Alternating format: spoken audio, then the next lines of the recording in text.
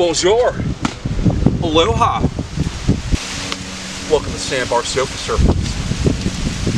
My name's Jeremy, and this is going to be a video on gratitude.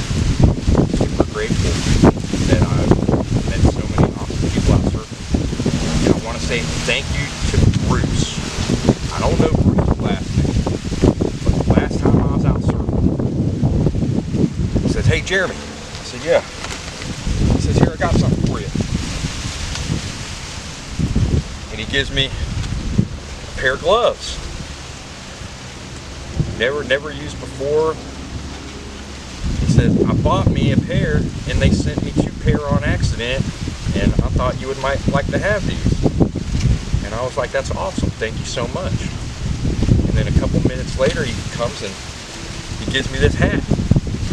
A surf crew hat he made with a little 3-dimensional embroidery on it, which was cool because Bruce had already given me this hat, and he's the one, here I'm gonna have to pick you up and take you with me. He also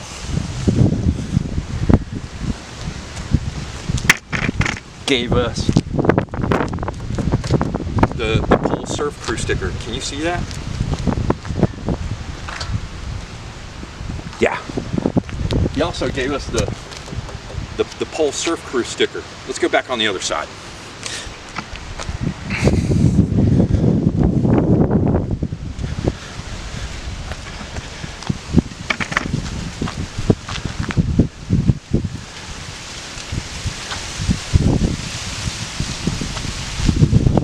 Now after he gives me the gloves and gives me the hat,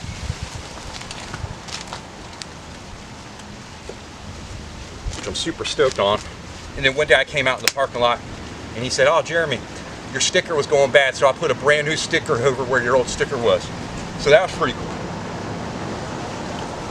But he gave me a silver necklace, a silver crucifix necklace.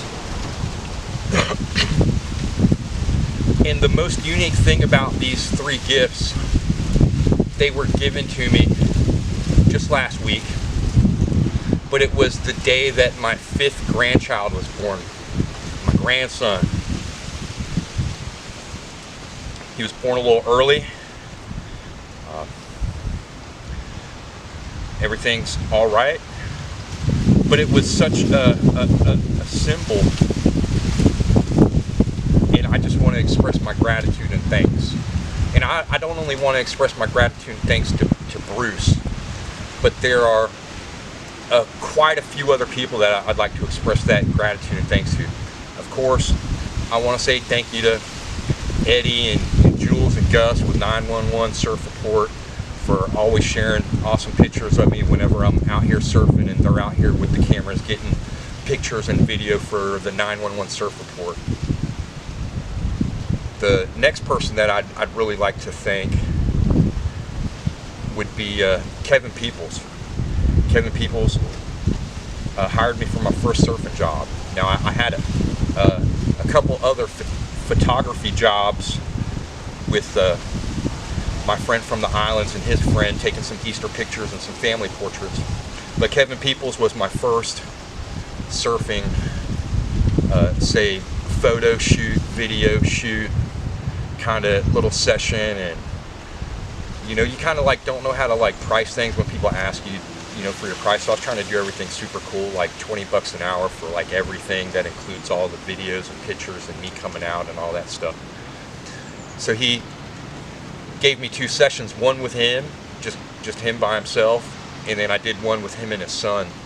And I really took some magnificent pictures of him and his son, and some other little staging elements. I thought I got a cool little picture, like sunrise, surf shop, little, I think it was a chair and a shirt, kind of like set up on a beach, like a little beach scene. I thought that was a pretty cool little scene. And then the next person that hired me several times afterwards, which I was real proud of the work that I did for this guy, is Gary Allred. And I really liked all the work that I did for him, but he said, "Jeremy, I don't want you to put anything that you do with me on YouTube that's cool, man, but I don't know how to share it with you, so I had to make everything private and then share it with him privately to get it to him. But I was really proud of those sessions with him. I took a lot of nice pictures of him in different styles and elements, and every video I felt was awesome. I worked with him like I would have liked to have worked with professional surfers, like if they wanted to hire me to come out for a day and make a video, like make sure I had all my questions right that I asked them on different musics and styles and this and that, and I can't give you all my tricks or all my jewels of wisdom, all my pearls of wisdom. But I really enjoyed all the work that I did with Gary Allred. Right now he's taking a lot of awesome pictures of motocross, which I think is super cool. There's a couple other people that I'd really like to thank. Of course, I want to thank Dean King, Dave Harold, always fixing my surfboards. And the last time I saw him, I asked him if he was going to fix blue for me, and he said, "Jeremy, what you need to do is go hang that surfboard up in a tree at Hannah Park where no one can get it out, and write on it, 'Welcome to Hannah Park,' because your board is legendary." And I laughed, and I was like, "Well, I'm just going to ride it till it dies then." But he's like, "I got a board I'll give you." And I was like, "All right." And he comes out with this Sunshine longboard, or he takes me around the backyard. The backyard was covered in dirt. Someone had tried to repair it. It had old flayed fiberglass on it that was all stuck and hard. It had resin glass on it, all stuck and hard, delaminated. He goes, "You can have it."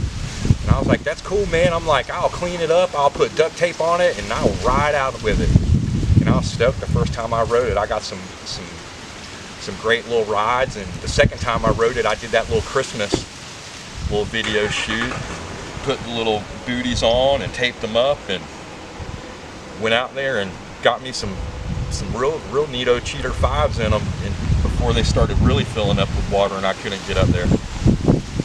Next person I'd like to thank is Mitch Kaufman. Mitch Kaufman inspired me back when I was a kid. Well, him and Kelly Slater, and the things that were being said about Kelly Slater and the media during the whole Baywatch area and all that stuff. It really inspired me when I was asked by my guidance counselor, you know, what did I really want to be when I grow up, and he objected to when I told him I wanted to be a lawyer, I wanted to go in the military, and he was like, "No, Jeremy, what do you really want to do?" And I was like, "Well, if I could do anything in the world, I would want to make surf movies." And that's because I spent so much time with really good friends that I've lost, that I carry them around in my heart with me all the time, Seth Tuttle and Jason Nelson. I carry these guys around in my heart, and this is actually where the birth of Sandbar Sofa Surfers actually comes from. Because I would always stay at their house on the weekends, and we would go surfing. I remember Jason Nelson's dad took me on my first surf trip down past the crossroads to the gate station, and you know, it was a good time. It was a sanctuary time for me because my mother was a drug addict, and things weren't good for me at home. But this is kind of like where the birth of the Sandbar Sofa Surfers really came from. Is from that time, and my good friend Robert Nodine that I surf with, that I still caught one of the most amazing waves on his ASP surfboard during the Hearts birthday bash.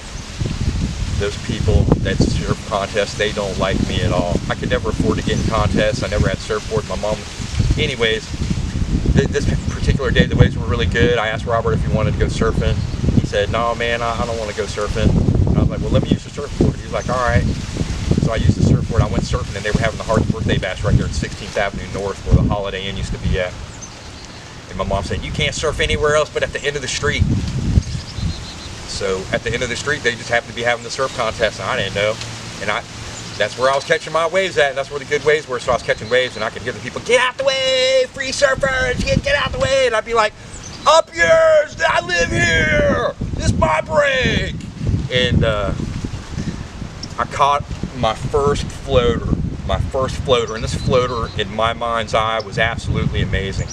I caught it from like 16th Avenue North all the way to the end of Holiday Inn, which would be 15th Avenue, where Comfort Inn starts to come up at. I remember I caught that wave, and I just caught such a long floater and a big floater, and I come out of it, and I rode the wave to the beach, and I'm holding the surfboard, and no one's saying a word, and I'm just walking past the entire contest. Because when I caught the wave, I had to walk past the entire contest with that board.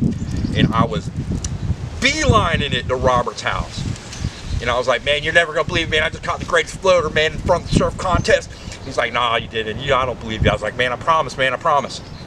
Anyway, I don't know why I went off on that story, but it's one that I hold pretty dear to my heart that not a lot of people really know about.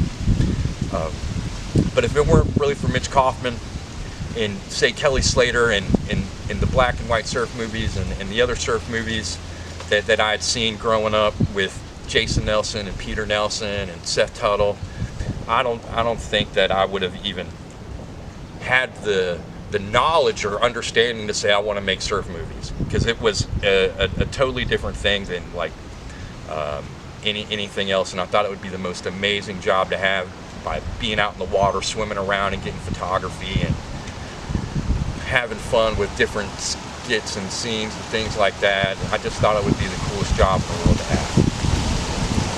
The next person that I'd really like to thank is a guy that just travels for his job. He's a diver.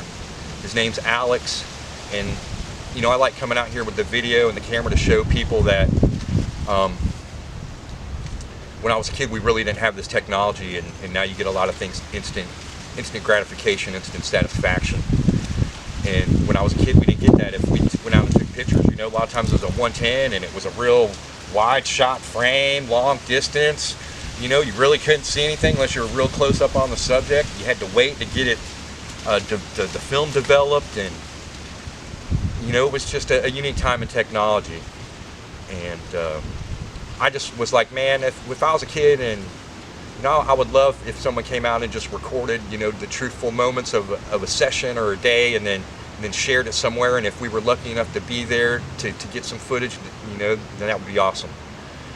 So that's kind of like where my style of shooting comes from. I tried to get involved with the contest early on, and I thought that by paying my membership fees and paying to be a part of it, it would help accelerate me. But I've learned very early on that, you know, sometimes people want to try to use your socioeconomic state to shame you or humiliate you or embarrass you, or to keep you from actually growing.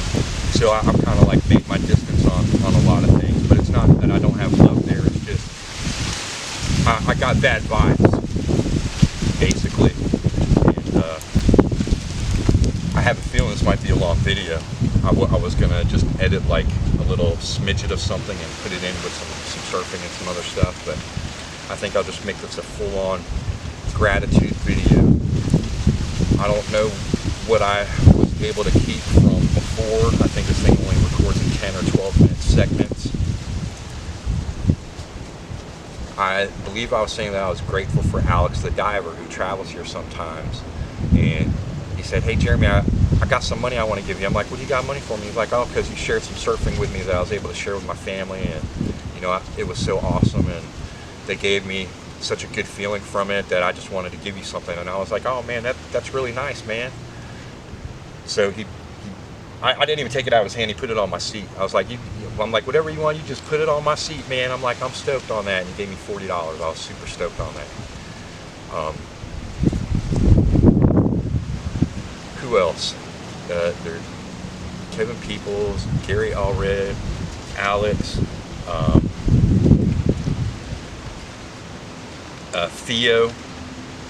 Theo has sent me $50 before and gave me the phone number to Michael Colby, which allowed me to get the Honda when the transmission went out in this, and I didn't even think I was going to get the van back, and allowed me to get the Honda, which allowed me to stop putting stress on the van and then using the Honda to deliver Uber, which has been a blessing and allowed me to kind of like try to open up a little bit more, which I'm super stoked on. And then Trenton Tar Pit Phillips, he sent me $20, which I'm stoked on. Surf Mama, Frank O'Rourke's mom, one birthday, sent me $20 and said go get pizza. You know, I was super stoked on that. So these gestures that I received from these people are super awesome, and it keeps me stoked, and it keeps me optimistic about, you know, maybe what could happen or what I could create with everyone, or what we all could create together. Aiden Marks. Aiden Marks is someone recently that I've shared some scripts with that I've written and sharing ideas with about collaborative projects that I'd really like to work on. And he shared some pretty cool water video with me and some pretty cool photography with me, which I'm pretty stoked on because it allowed me to see myself in a way that hadn't been shared in the past.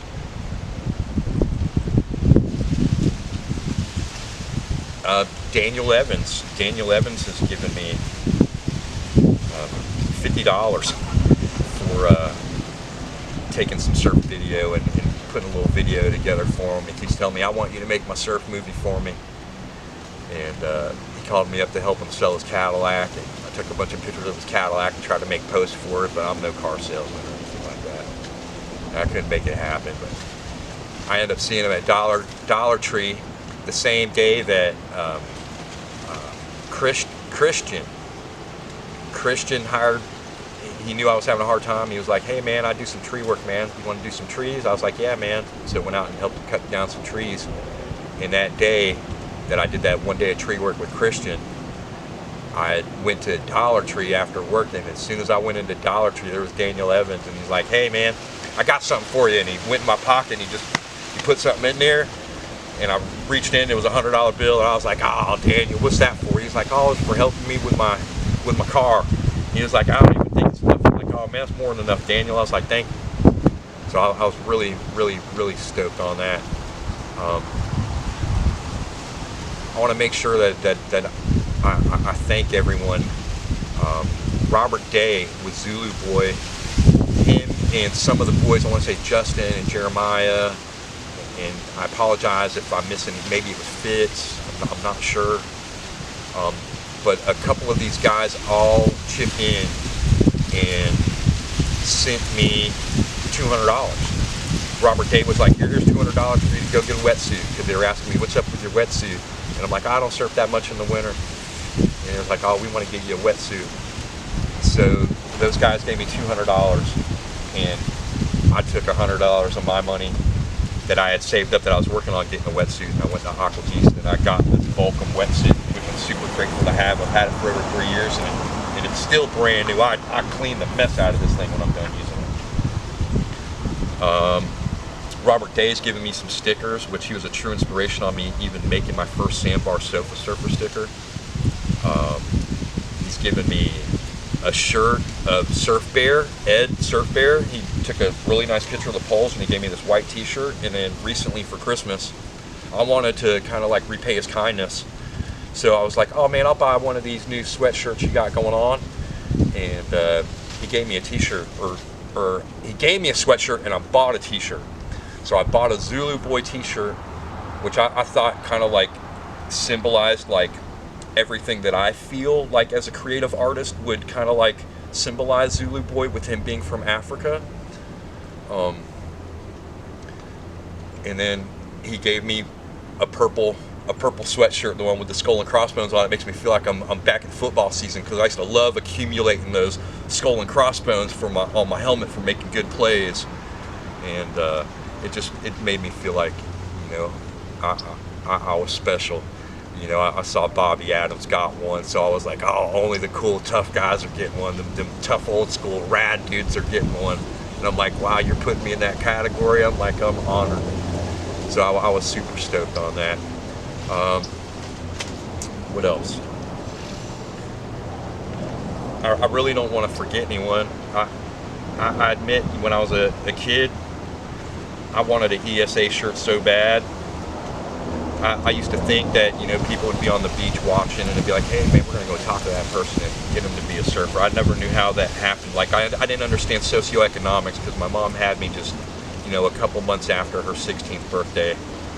You know, my father was murdered, and then I was pretty much treated like not supposed to be here by anyone at any time, no matter how hard I tried to please people or how hard I tried to whatever it was. Anyways, I don't want to go down that hole. I just want to say that I'm very grateful, and I have a lot of gratitude in my heart, and I'm very thankful for the people that have shown me kindness.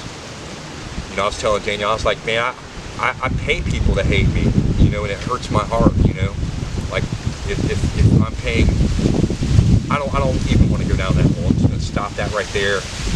And I'm about to put this wetsuit on, and I'm going to go catch me some waves.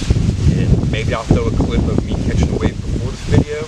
Maybe I'll put a clip of me catching a wave after it. The hard part is having everything lined up perfectly when I set my frame up to get it. Last time I went to 11th, I thought I had everything set up. I hit the... Oh, it would have been beautiful. Came back and checked it. It stopped recording after a minute.